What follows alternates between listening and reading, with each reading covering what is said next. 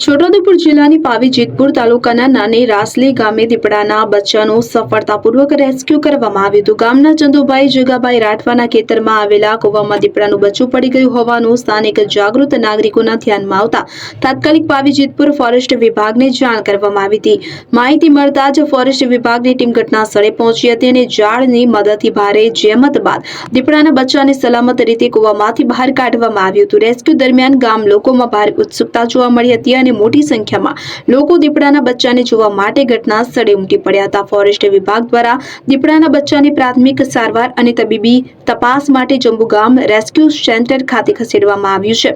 Medical checkup પૂર્ણ થયા બાદ દીપડાના બચ્ચાને સલામત જંગલ વિસ્તારમાં મુક્ત કરવામાં આવશે। આજરોજ એક જાગૃત નાગરિક દ્વારા પાવીજેતપુર ફોરેસ્ટ સ્ટાફને જાણ કરવામાં આવેલી કે ચંદુભાઈ જગાભાઈ રાઠવાના ખેતરમાં આવેલા અવાર કૂવામાં એક દીપડાનું બચ્ચું પડેલ હોય, જેની જાણ પાવીજેતપુર રેન્જના સ્ટાફને થતાં તેઓ દ્વારા ત્યાં રેસ્ક્યુ વાન તથા પાંજરા લઈ અને અવાર કૂવામાંથી બહાર કાઢવા માટેની તજવીજ હાથ ધરેલી। ત્યારબાદ તેને રેસ્ક્યુ કરી અને જંબુગામ ક્વિક રેસ્ક્યુ સેન્ટર પર મૂકવામાં આવેલ છે। ત્યાં તેનું મેડિકલ ચેકઅપ થયા બાદ તેને રિલીઝ કરવામાં આવશે।